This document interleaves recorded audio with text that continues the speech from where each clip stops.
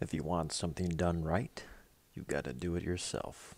Beyond impassioning individuals to put in initiative, this proverb has a deeper significance to the events of Undertale's story, about the prophesied foreigner coming to rescue the monsters of the underground, like an angel, or perhaps an angel of death. Like its setting, Undertale started from the bottom, with two unknown game designers that began with nothing much but a dream. When Undertale released in 2015, it subverted expectations regarding indie game design with its subterranean horror adventure, built by the solo-produced narrative writing and programming language of Toby Fox, with help from independent artist Temi Chong. Undertale was a huge success critically and commercially, with many critics singling it out as a game of the year in a very stacked category, and the start of a new renaissance in independent game making, if there actually is such a thing as true do-it-yourself design. Since then, we've seen the debut of prominent games like Stardew Valley and Cuphead, originating from very small teams of creatives and solo efforts, proving that passion is the common denominator of pioneers. Along with subverting the very notion of quality of small production games, Undertale did a lot to subvert the very concept of core gameplay mechanics. We're introduced to standard video game UI with indicators such as LV and EXP, traditional stats of prime importance and progression, except here we're cleverly informed that these familiar barometers mean something far more sinister. LV of course means level of violence, referencing your total kill count, along with EXP meaning execution points, rewarded for each soul you've stripped from their placeholder body, perfectly befitting a batshit murder-themed game. Oh, and LV can also stand for love apparently, if you're interested in doing a completely optional pacifist route, which is how I chose to play for the true ending. To achieve this, the player must overcome the fiercest foes out for blood without ever dealing a killing blow to any of them.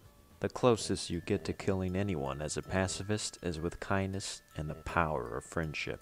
In order to talk someone out of killing you and harvesting your very soul, you have to expertly dodge a minefield of randomized bullet hell sequences, while answering correctly from an obscure multiple-choice selection to indulge the monster's strange fetishes. By using patience and persuasion tactics from common sense intuition to keep these love-starved beasts at bay, you show them that the person that uses violence as an answer is really only trying to avoid the question by harming themselves.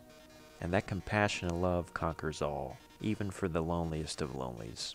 Undertale's idea of mercy for the wicked is noble, contrasting with the depressing genocide route that takes its toll on the player with increasing difficulty to boss encounters and the grind for execution points to level up your attack power.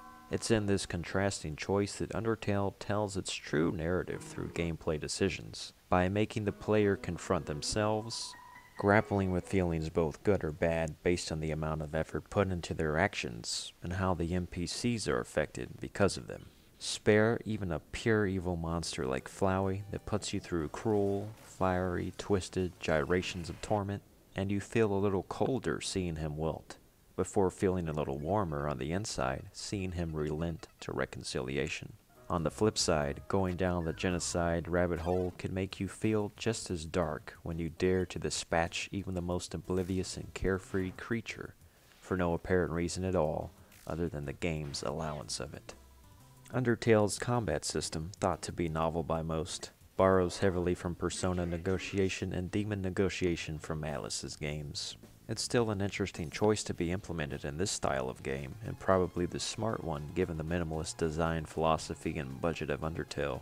Even saying that though, Undertale has an impressive array of shapes and sounds, sparing no expense on imagination. Sure, some of the imagery and dialogue is just plain weird for weirdness' sake, but there's an awful lot of thought put into connecting barely noticeable plot elements and seemingly harmless figures to a more disturbing truth. Determination put into creating big moods with nothing more than simple animations and monochrome color schemes against elaborate music. Toby and Timmy used their constraints to great effect and certainly understood psychological terror well.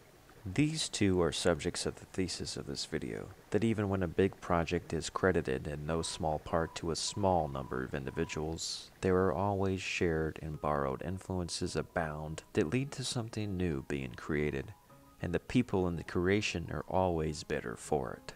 Nothing is truly original these days, because there are only so many notes that can be played on an instrument, and only so many arrangements of the notes. The way Undertale is arranged is unorthodox, but not unheard of. In that sense, I wanted to have the catchy title of Undertale is Overrated.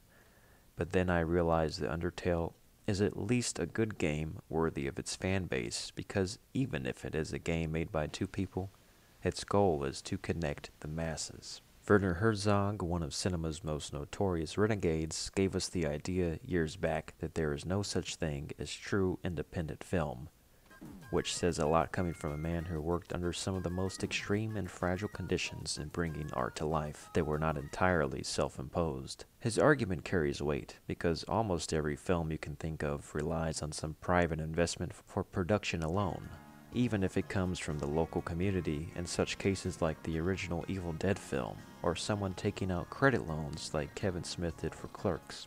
Even in the case where the designers opt to pay themselves out of pocket using potential future profits, the inspiration, the most vital resource, almost certainly comes outsourced from somewhere else.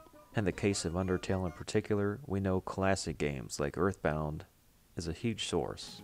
And finally, the most important component is the distribution system, that no one outside of a billionaire could control, in which case it would seem arbitrary to call someone with all the resources a true independent. The term independent seems to be more charitable, perhaps more like propaganda, to assign some special consideration to works done outside the system of control, which is often oppressive. Just look at how the mightiest of developers and IPs have fallen due to the artistic restrictions imposed by the corporate overlords. Herzog dismisses any realistic possibility of true independent film, given the allocation of resources never being in the hands of just one person. Yet, in the same discussion, Herzog argues that self-reliance is always necessary in obtaining the knowledge and fundamentals to make a design from scratch, even if you have to steal to do so. And this is at least true of Undertale, written and coded by one man with assistance from someone who had the physical talent to apply aesthetics to a drawing board. I think the argument that I'm making is that even in the case of self-reliance, you have to have your antenna up at all times to get the working influence from somewhere. Mature poets steal, while immature poets imitate. I don't have a problem with taking inspiration from someone else's notes as long as the music sounds new.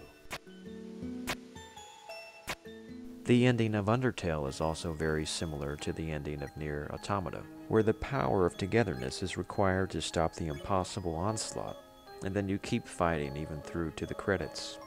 Undertale takes basic elements from the save the world through friendship theme, but there's also room for the player to save themselves in there by confronting their inner psyche's instincts to kill and preserve.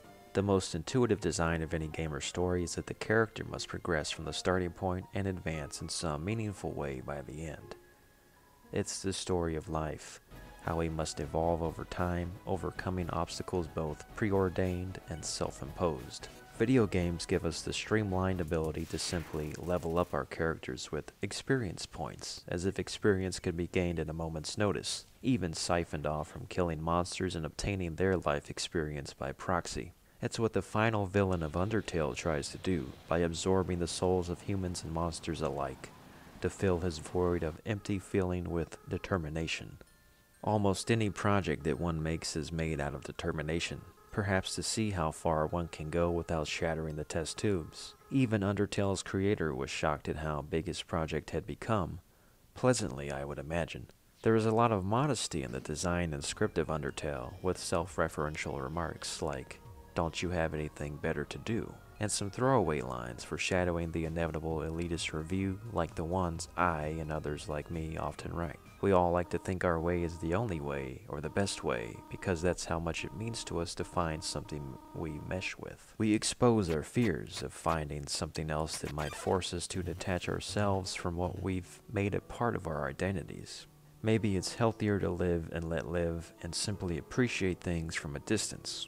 That way we never allow ourselves to become completely absorbed by one thing to the point of self-centeredness, as the protectorate of that thing which is otherwise impersonal. When everything is taken into account, there is no such thing as independence.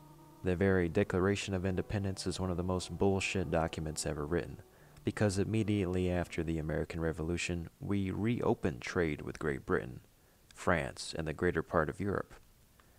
In the late 1800s, America forcibly ended the isolation of Japan and opened their trade to the West. In the early 1970s, it was Nixon who recognized China, and today you'd be hard-pressed to find something not labeled Made in China. We are never independent, but rather interdependent. Toby took inspiration from Earthbound. Concerned Ape copied straight from Story of Seasons. Even that boy named Einstein needed Grossman to help do his mathematical equations for his theory of relativity. We are all standing on the shoulders of someone else. Even if an aspect of construction is done individually, inspiration will always come from a borrowed source. Although in the case of Undertale and its successors, it would seem to be more of a labor of love than a game created as an entertainment product. Case in point with the creator's second effort being free-to-play for everyone interested. Undertale was made on a small budget by two people who just wanted to do something for the arts. They didn't have a marketing department or much of any means to get the word out.